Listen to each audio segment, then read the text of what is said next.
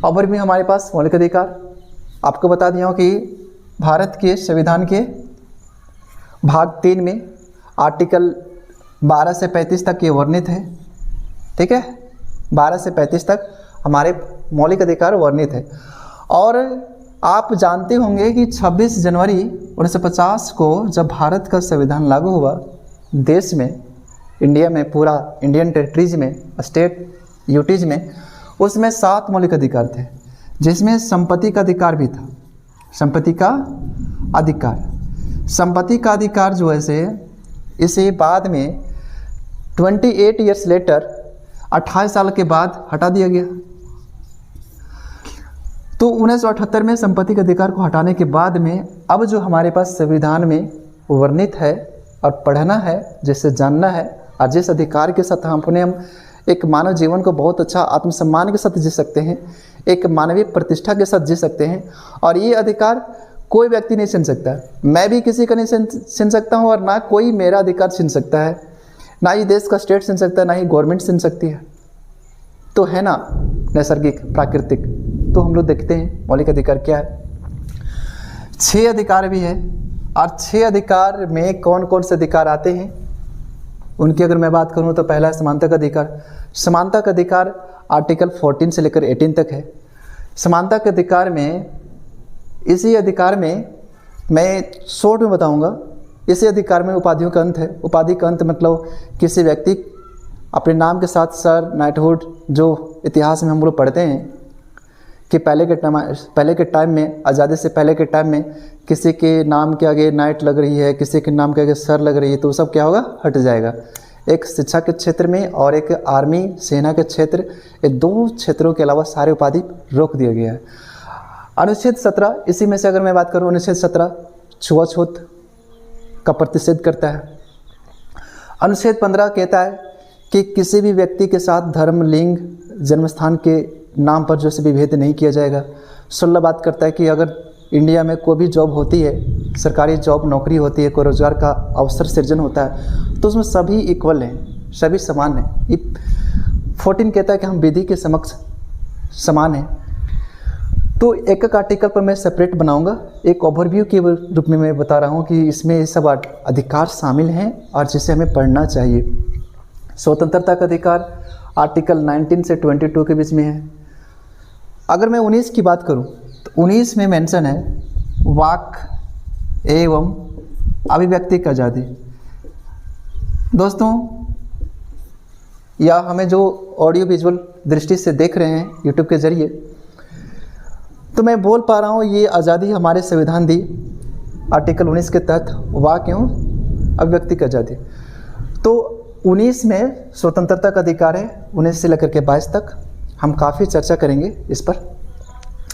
इसी में हमारा आ गया है संपत्ति का अधिकार, पहले शामिल था जिसे हटा दिया गया। संपत्ति का अधिकार यहाँ भी मेंशन था, मौलिक अधिकार में भी, और अनुच्छेद 31 में भी था, आर्टिकल 31 में भी था। अब ये आर्टिकल से सीधे निकाल दिया गया और इसको लाया गया क्या, 44वां संविधान संशोधन के द्वारा 1978 में इसे हटा दिया गया और इसे लाया गया आर्टिकल 300 ये में, 300 का या फिर 300, ये आप जो भी याद कर सकते हैं। हिंदी में 300 का और अंग्रेजी में 300 ये। ठीक है, अब एक कानून का विषय बन गया, संपत्ति का अधिकार कानून का विषय बन गया। हमारे स्वतंत्रता का अधिकार में शामिल है शिक्षा का अधिकार, आर्टिकल 21 ये। 21 के तहत ही शामिल है प्रतिष्ठा के साथ जीने का अधिकार, राइट टू प्राइवेसी इसी में शामिल है कि हमें निजता का भी अधिकार है, हम मौन भी रह सकते हैं, इसी में शामिल है आर्टिकल 21 के तहत। जीवन प्राण की स्वतंत्रता, दैहिक स्वतंत्रता का अधिकार इसी में शामिल है 21 में। ओके, शोषण के विरुद्ध अधिकार 23 और 24। हम किसी व्यक्ति के साथ आज़ादी से पहले, जैसे अंग्रेज के टाइम होता था कि किसी के साथ अंग्रेज काम करवा लिया, उनको बेगारी और उनको पैसा वो नहीं दिए, तो संविधान लागू होने के बाद ये सब अधिकार जो पुराने नियम थे, लॉज थे, उसे हटा दिया गया और नए लॉज वैसे इम्पोज किया गया और संविधान में उसको संविधान के अंदर दायरे में लाया गया। तो यहाँ पर है क्या, बाल मजदूरी, उसको रोका गया है। 14 वर्ष से कम उम्र के बच्चे को किसी खतरनाक काम, खदान या फिर डेंजरस कामों में नहीं लगाया जा सकता है। हम व्यक्ति की खरीद बिक्री नहीं कर सकते, आर्टिकल 24। धार्मिक स्वतंत्रता अधिकार, आर्टिकल 25 से 28।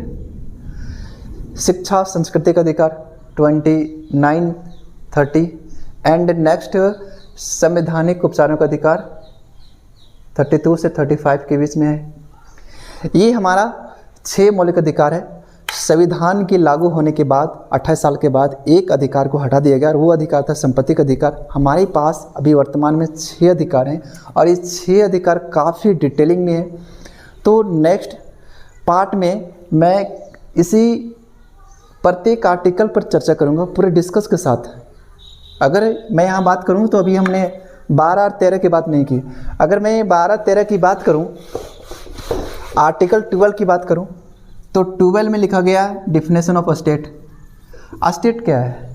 इस पूरी अधिकार को जब हम पढ़ेंगे तो बार बार फ्रिक्वेंटली स्टेट का नाम आएगा, गवर्नमेंट का भी नाम आएगा। तो स्टेट का डिफिनेशन कहाँ पर? आर्टिकल 12 में। और स्टेट में क्या क्या शामिल हो सकता है ये 12 में बताया गया है। स्टेट में केंद्र सरकार और केंद्रीय संसद में आप लोकसभा राज्यसभा दोनों आ गए। अगर मैं बात करूँ राज्य सरकार, स्टेट गवर्नमेंट और विधानमंडल तो टोटल से आ गया। लोकल स्थानीय सरकार भी इसमें आता है, एजेंसियाँ भी आती है, एवं बहुत सारे सरकारी अर्ध सरकारी या सरकार अपने पैसे से जो संस्थाएं चला रही है देश में वो भी इसमें आता है। तो ये सरकार आर्टिकल 12 के तहत हमारे मौलिक अधिकार को छीन नहीं सकती है। पंचायत वो भी नहीं छीन सकती है, नगर पालिका वो भी नहीं छीन सकती है, मुखिया वो भी नहीं छीन सकता है, कोई भी सरकारी एजेंसी में काम करने वाला सरकारी ऑफिसर वो भी नहीं छीन सकते हैं। तो ये हमारा है आर्टिकल 12। आर्टिकल 13 ये कहती है कि संविधान लागू होने से पहले, संविधान लागू होने से 50 को हुआ, तो इससे पहले जो लॉ थे इंडिया में, जैसा कि 1829 में देश में एक प्रथा को समाप्त किया गया, वो प्रथा था सती प्रथा। इसी प्रकार मैं बात करूं इससे पहले तो 1853 के आसपास भारत में विधवा पुनर्विवाह का कानून लाया गया। जैसे मैं बात करूं कि भारत में पहले बाल विवाह प्रचलित था, उसे रोका गया। तो ऐसे मौलिक अधिकार जो भी वर्तमान हमें मिला है, अगर पहले के कानून बने हुए थे देश में अंग्रेजों के टाइम में, अगर हमारे वर्तमान संविधान में जो लिखित मौलिक अधिकार है उसको अगर रिस्पेक्ट नहीं करते थे, उसको अगर फॉलो नहीं करते थे, तो उसको हटा दिया गया। और ये कहाँ मेंशन है? आर्टिकल 13 में। आर्टिकल 13 में, आर्टिकल 13 में मैं एक रोड मैप बता रहा हूँ कि इसमें कितने सारे बातें आ सकती है और डिस्कशन करने पर क्या क्या बातें निकल सकती है। नेक्स्ट पार्ट आप ज़रूर देखेंगे, मैं बार बार रिपीट कर रहा हूँ। आर्टिकल 13 में क्या है कि जो पुराने लॉज थे उसे समाप्त कर दिया गया, शून्य कर दिया गया। लेकिन कब? वैसे लॉज जो मौलिक अधिकार को हनन करता हो, उल्लंघन करता हो, मौलिक अधिकार को छीनने का काम करता हो, वे सारे लॉ जो मौलिक अधिकार के हनन ना करता हो वो अथावत बने रहेंगे। जैसा कि हमारा आईपीसी पुराना था, इसे चेंज करके लाया न्यू, अब जो है इसका नाम चेंज करके बीएनएस रखा गया 1 जुलाई 2024। तो एक हम लोग जानकारी लेते हैं, थोड़ी सी जानकारी लेते हैं। भारत का संविधान 26 जनवरी 1950 में जिसमें लागू हुआ था, उसमें इस संविधान में 22 भाग थे और 8 अनुसूचियाँ थी, 8 अनुसूचियाँ थी। और इसमें मौलिक अधिकार 7 थे, 7 मौलिक अधिकार थे। मौलिक अधिकार की संख्या 7 थी। ये हो गया। इसमें अगर मैं बात करूं अनुच्छेद की तो 395 अनुच्छेद थे। लेकिन वहीं वर्तमान में बात करूं, वर्तमान में तो 470 से प्लस अनुच्छेद अभी मिलेंगे संशोधन के बाद। अभी मौलिक अधिकार की संख्या बताऊं तो भी 6 है। संपत्ति का अधिकार 1 घट गया, जैसे कि मैंने आपको डिस्कस कर लिया है। अनुसूची अभी 12 है। 12 अनुसूची में, जैसे कि अनुसूची 1 में राज्य संघ के बारे में वर्णन है, 3 में शपथ के बारे में वर्णन है, 11 में पंचायत, 12 में नगर पालिका का वर्णन है। तो अनुसूचियाँ हैं, 22 भाग है, ये वर्तमान में 25 भाग है। ये हो गया मोटा मोटी जानकारी। अच्छा, थोड़ा सा और, इसमें हमारे मूल संविधान में मौलिक कर्तव्य नहीं थे। मौलिक कर्तव्य जो है से बाद में स्वर्ण समिति के द्वारा 1976 में जोड़ा गया। उसमें भी जो है से मौलिक कर्तव्य पूरे नहीं जोड़े गए, फिर कुछ कर्तव्य जो है से बाद में जोड़े गए, तो अलग बात है। अब मैं आपको ले चलता हूँ 9 दिसंबर 1946।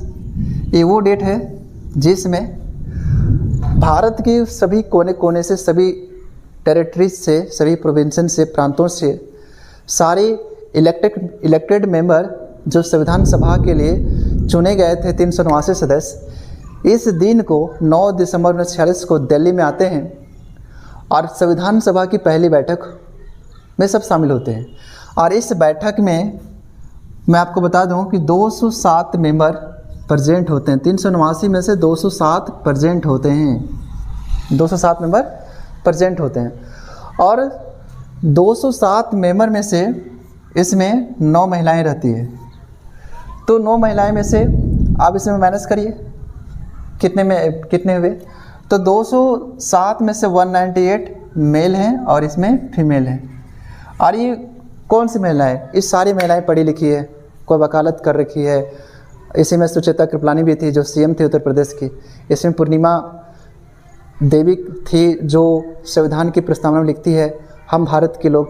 तो सारी पढ़े लिखे 17 महिलाएं थी। मैं आपको जानकारी के लिए बता दूं, संविधान सभा में 389 में से 17 महिलाएं थी। 17 महिलाएं में से जब भारत का विभाजन होता है 1947 में, तो एक बन गया पाकिस्तान, दूसरा बन गया इंडिया, 2 अलग अलग कंट्री बन गए। तो सबसे पहले 1946 में 389 सदस्य थे जो संविधान सभा के मेंबर के रूप में संविधान लिखने का काम कर रही थी। छोटी बड़ी समितियां भी थी जिसमें प्रारूप समिति। तो 389 में से जब पाकिस्तान यहाँ अलग हो गया तो इंडिया के संविधान सभा में 299 सदस्य बचे। एट द स्टार्टिंग 17 महिलाएं थी, ठीक है। 17 महिलाएं में से 9 दिसंबर को 9 महिलाएं जो है सभा में शामिल हुई थी। आगे चल कर के मैं बात करूं कि जैसे ही यहाँ पर विभाजन हुआ तो संविधान सभा के 389 में से भारत में कितना बचे? 299 मेंबर। इसमें से 15 महिलाएं बचे।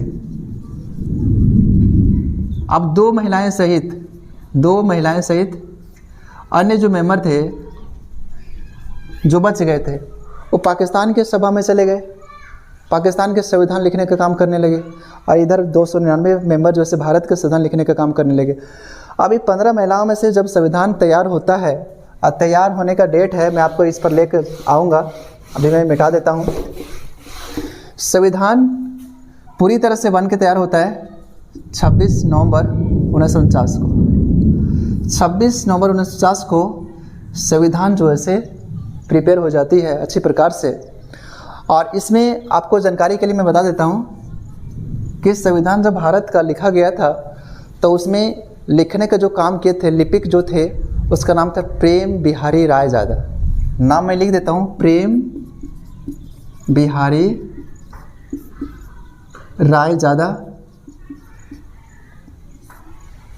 इन्होंने जब इनसे पूछा गया कि आप संविधान की प्रति बनाई है, आपने लिखने का काम किया है, सुलेखन का कार्य इन्होंने किया था, तो अपना पारिश्रमिक बताइए, अपना जो मेहनत किया उसका बताइए।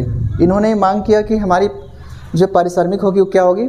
संविधान की प्रत्येक पेज पर मेरा नाम होगा और संविधान के अंतिम पेज पर मेरे दादाजी का नाम होगा। ऐसे एक संविधान सभा के मेंबर थे। ये बात हो गया। संविधान जो हमारा बना, अगर मैं उसमें चित्र की बात करूं तो उन सारे चित्रों को बनाने वाले कौन थे? तो शांति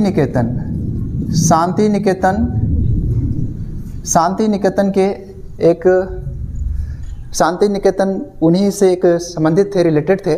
उसका नाम था नंदलाल बोस। अब ये नंदलाल बोस हैं और इनकी पूरा टीम संविधान सभा का भी सदस्य थे ये। तो इन्होंने क्या किया? सारे चित्र बनाए। ओके, 26 नवंबर 1949 को संविधान रेडी हो गया था, संविधान सभा में इसे अपना लिया गया था। और इस दिन 395 अनुच्छेद में से 16 अनुच्छेद को अपना लिया गया।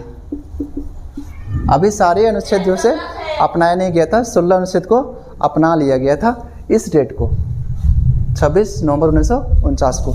अब आते हैं फाइनल डेट 24 जनवरी 1950 को। इस तिथि को, इस दिन को एक काम हो गया, राजेंद्र प्रसाद को भारत का प्रेसिडेंट माना गया, मनोनीत किया गया।